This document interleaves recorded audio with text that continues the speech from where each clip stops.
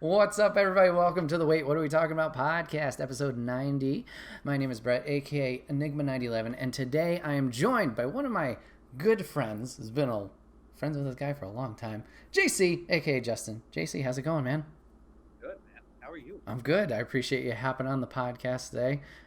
Should be a good catch up, good conversations, I know. But yeah, I appreciate it. Remember, chat and viewers, you guys can catch this podcast live over on twitch.tv/Enigma9011 every other Saturday at 8 p.m. Eastern. You can join the chat if you're sub. Join the conversation with us. We'd love to have you.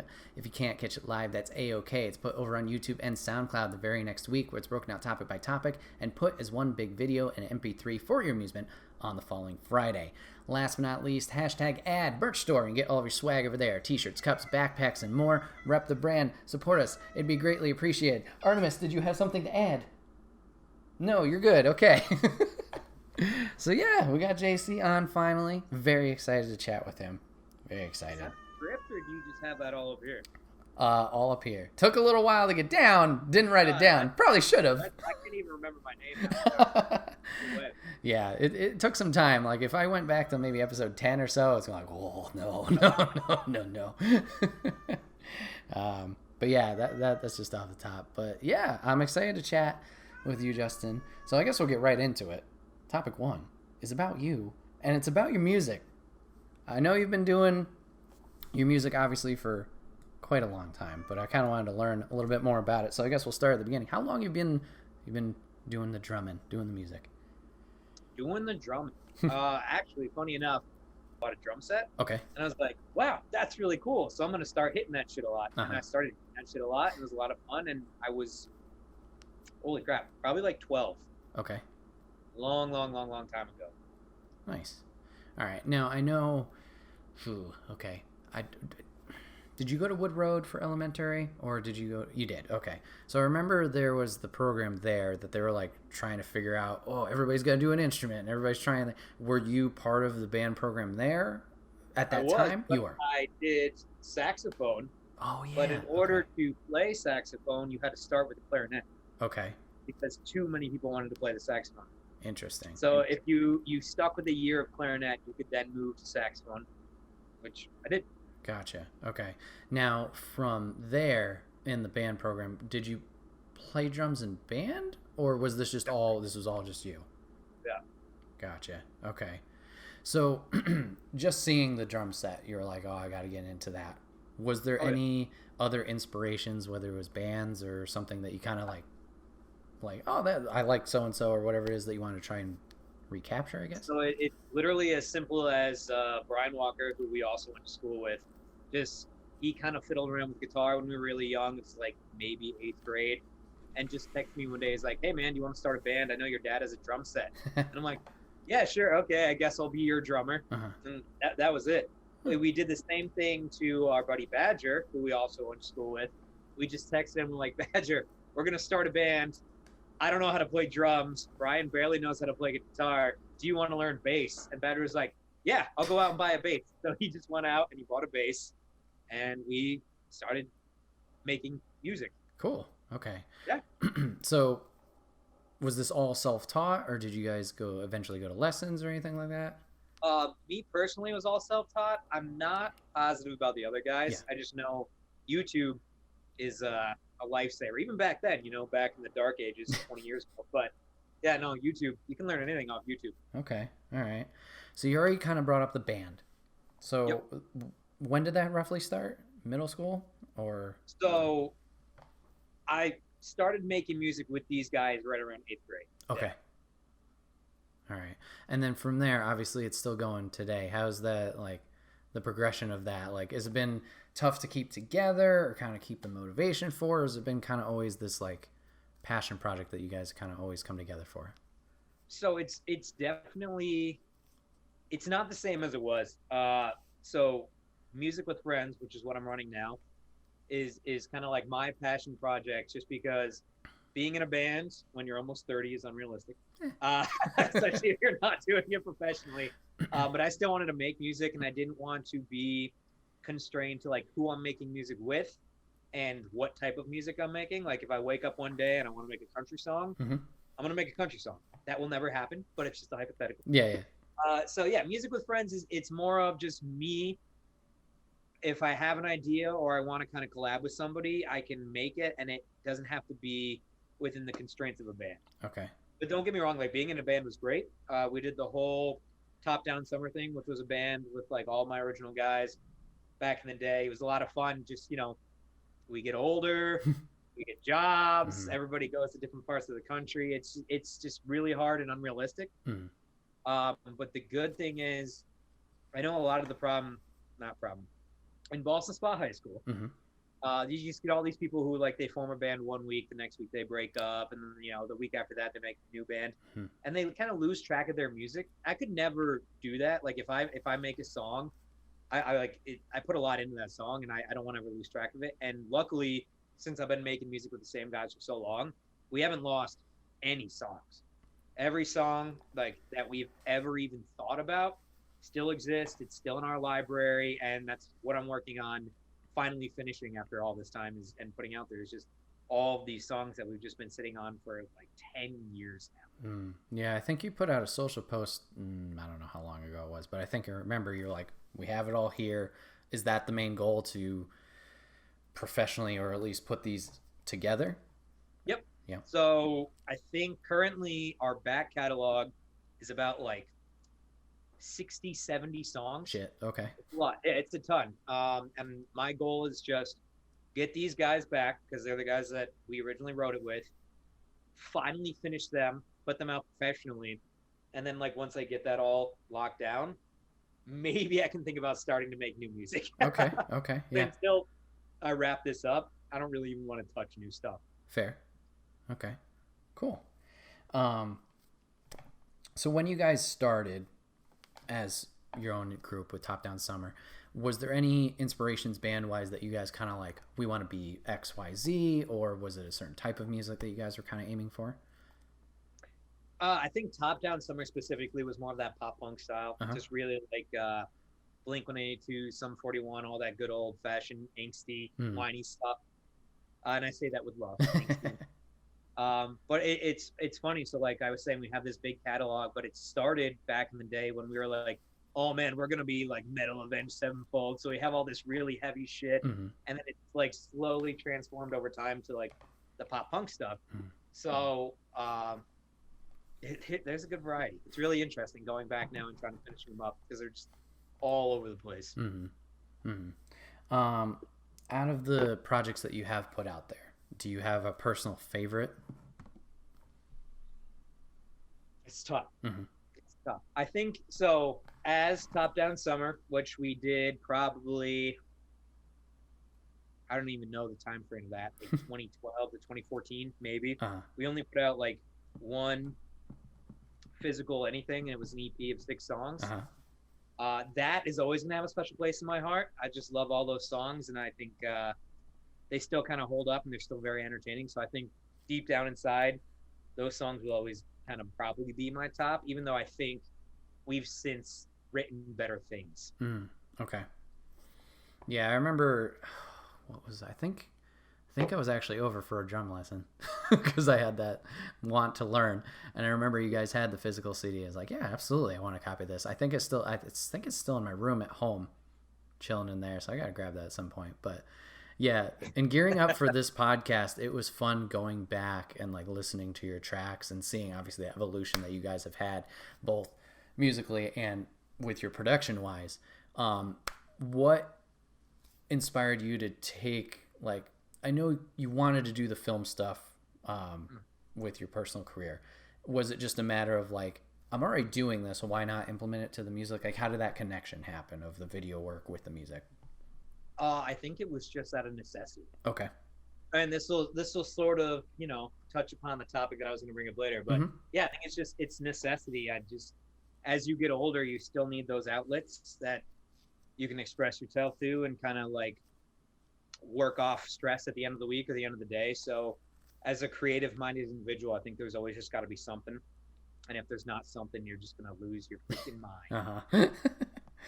Yeah. I mean, like I said, once again, going through these videos and seeing the growth since, also going back, remembering some of these videos that I happened to be not a part of fully, but being there, like, Yep. crap, which one was it? Oh, Just Drunk. Like that one, I had no idea you guys were filming the video for that party. One of the cuts I remember being in. I'm like, oh, who's that dumbass dancing around at one point? When that video was originally released, let's just say there was a lot of bad in it. Mm. So now that we're actually adults, we kind of did a G-rated cut Yep. release, which is just us performing. But yeah, we have like 3 hours of head cam footage of let's just say stuff. Right. Stuff, Yeah. things. No. So we have the G-rated cut, but just know, I still have all that footage. Of course you do. No. Mhm. Somebody's always got blackmail somewhere on me. Fuck. But yeah, that was fun getting that little flashback of obviously that party, that fun time. And then there was also, oh shit, which one was it? It was the one that you did at your work. Yep. And you asked me to come help film. Yep. Where are you? Stinky Hat. How did I There you forget go. that name? That was a blast to shoot as well. That song just holds up so well. Mhm. It's simple, but it's just like it feels good to listen to. Mhm. And I still love that video too. That video was a lot of fun. That was a good night. Yep. That actually, so the most official release that song will ever have was on the album that we just dropped. Oh, okay. So that video will come back around in like 3 months, Cool. I think. So that is the most official. Actually, so the version of the song that is in the video on YouTube, Yep. now out of date. Oh, okay. Obviously, I'm not going to change it. I'm going to leave it up there. But so the most official, newest, most professional version of that song is now out on Spotify on our new album. Go check that out. Nice. So when you're creating the videos for these pieces, is there certain, like, what's the process? Like, how do you decide this is how I'm going to structure the video? This is the kind of theme or storytelling elements that I want to go after. The answer I'm about to give you is not the answer I want to be giving you. Okay. Unfortunately, I put myself in, and this is all self-induced, where I release music and I do a video, one song, one video a month forever. Okay. Is my ideal goal. If it's like a song like Stinky Hat where the video is already released, Mhm. that doesn't get its own month. That will get kind of like the halfway point of the month and stuff. So to finish up all the videos for this newest album, it was just basically how quick and how dirty can we shoot these videos. And it did not get the time or attention that I would normally like to give a production like that. Not saying that I don't love the videos. I think the videos are fun. I think they're fine. I just think if I hadn't set these guidelines for myself, like, one song a month, also if life didn't get in the way all the time, I would definitely be able to put more into the thought process. As of right now, for this current album, and then unfortunately the next album coming out, it's going to be about what sort of fits and how quick and how dirty can we film this, just to get everybody involved that was originally involved in the song. Mm-hmm. Yeah, understandable. I've heard that with a lot of like content creators, across all mediums, is like you have this vision for it and it sounds kind of wrong, but you settle like, oh, I wanted to do this. Like, you got to get it out, because if you just keep like, oh, I got to do this thing, it's never going to come out. So you got to kind of find that balance, that area of like, I have not found the balance. I'm still on the side of I'm rushing things too much. Gotcha. It's unavoidable. Mm-hmm. Maybe, so we just dropped an album. The next album will also be rushed. Not the music, but the videos. Yep. The album after that, maybe I'll have time There you go. to actually put out some good videos. Yeah, these are the trial ones. There you go. That's not saying that there's still great videos. You should check them out. Yeah, absolutely. So you guys just recently dropped a new video for Chinese food. How did that creation come about? So that one actually is one that I had time to think about. And so that video I wouldn't have changed. I think that video is exactly what it needs to be. It was a lot of fun. And it's just a quick little, and that one was also, it's quick and dirty, but it is exactly what that song needed.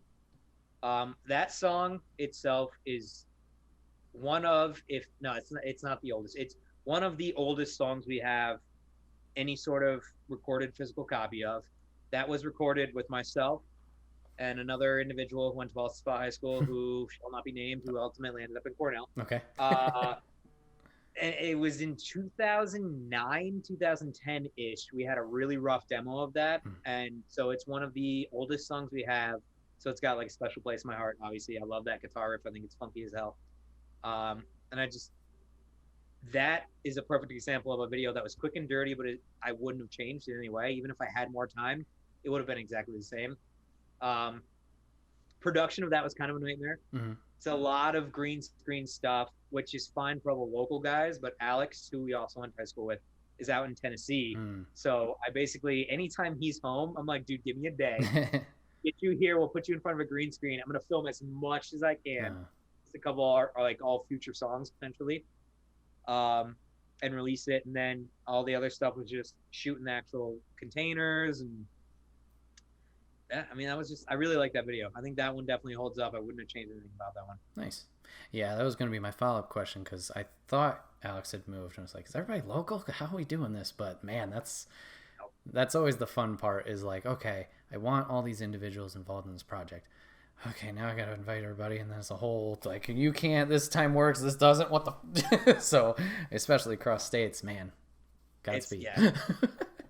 That's why I don't actually, no video will have a full performance shot of all of us together just because we haven't all been together musically in like 6 years. Gotcha. Wow. But that's kind of the magic of this is that we don't need to be. True. And still put something out where, you know, at the very least, we're all in the video. Yeah. We're just not together. Nice. So, yeah. Cool. So I guess 2 more questions. So you mentioned obviously the backlog of songs that you guys have. Is there a future goal past that point? Like, are you guys going to continue? You mentioned collaborating with other people. Like, what's the goal past the backlog for you? So once I mix, master, produce all the backlog, get a video done for every song, I'm either just going to die. Okay. My body's going to be like, all right, bro, we're done here. You're done. I'm going to keep making music, or I'm just going to be done. I honestly don't know. I mean, yeah, I really don't know. Okay. I love the people that I make music with to death. They're my family. It's tough. They're all out there trying to do, you know, their own thing, and I'm here like, hey, bro, remember that song we did in high school? Let's keep working on that, and then, you know, let's keep going on that and that and that. So I'm bugging them constantly. We are hitting a point where I will have everything I need from them to finish this backlog, and then, you know, it's up to them. If they want to stay involved, great. If not, I totally understand. You know, we're almost 30. So if they want to go out and be adults, I totally understand. And once I finish this backlog, we'll really have to see. I don't know. I at this exact moment, if the backlog was done, I have more music in me. I know that. But we also, with this backlog, I am planned out till 2024. Okay. With music. I have no idea where I'm going to be in 2024. Right. I might be just so sick of it that I don't want to touch it ever again. Yeah. So we'll see. Right now, I have music in me. We'll see what happens when I finally finish this backlog. Yeah. So I guess my last question is actually going to branch off what you said. I'm going to modify it up a little bit. So you mentioned like that motivation, the music in you right now. Is there a project that you want to do either individually or just a different project that you kind of want to try and tackle before that motivation goes away? Like, is there any big dream projects? Musically or just in general? Let's go in general, because like obviously everything you're doing here, the music part of it and the video part of it, like you can go anywhere with those project wise. So I guess in general, where would you want to, if you had a dream project to work on through either avenue or both, what would you want to do? Sure. And unfortunately, it all comes down to money. In a perfect world, I have like 3 or 4 just absurd, stupid scripts that I would love to film. Mm-hmm. And these are scripts that like me and one other random person out there in the world might enjoy. Okay. They're just so ridiculous. They're either just like something I wrote when I was bored or something when I was drunk. I'm like, this is so funny, man. But I would love to make them. But it's one of those things where the scripts are so ridiculous that they need to be high budget to make up for the fact that they're just so stupid. Okay. If that makes any sense. Yeah. So if I had like money that I could just spend and I bring in the crew, like obviously through the years I've amassed a good connection to like crew. I know local people and I love the way they work. I'd bring them in. I know actors. I know all that. Bring them in just to make these stupid films, but like make them look so good that people are watching them like, what the hell is this? Mm-hmm. And how did this get made? And I would love that. At the moment, it's never going to happen. But it's cool to think about, just these stupid little scripts. One of them, weirdly enough, so when we were out in LA, I had two roommates, Jake McAuliffe, who we went to high school with, another guy named Andy Shimmerhorn. And Andy and I were on set of Veep, mm-hmm. and it was a long day. It was like 14 to 16 hours. Dang. We're finally wrapping after 16 hours. We're in the car. We're exhausted. Everything is funny because we're so exhausted. And we're just driving, and we're like, yo, what if Jake, our roommate, was a duck? And we're like, that's the funniest shit ever. So we went home, and him and I wrote a script at like 4 a.m. about what if Jake was a duck. And the script is called Jake the Duck, and it is spectacular. But it's one of those things. It's just so fucking stupid. Actually, I think we wrote Shia LaBeouf into it. Of course. I don't think we can anymore. I think he's canceled. But oh man, if I had a budget, that movie would be so bad it would be a movie. Cool. All right. Nice. Well, it's been interesting learning more about the projects that you guys have been doing, and I'm glad you're doing them, pursuing them, because like you said, like having those projects, like it feels weird, homework, backlog, but like something to pursue outside of normal life, I guess. Just something for yourself. And like you said, as long as it's giving you that satisfaction of like, this is something I want to pursue, this is something I want to do, then yeah, man, keep doing it, keep crushing it. And if it turns out not to be, and you don't make it through the whole backlog, no big deal. You did it, you're happy with it, then it's the next thing. So awesome.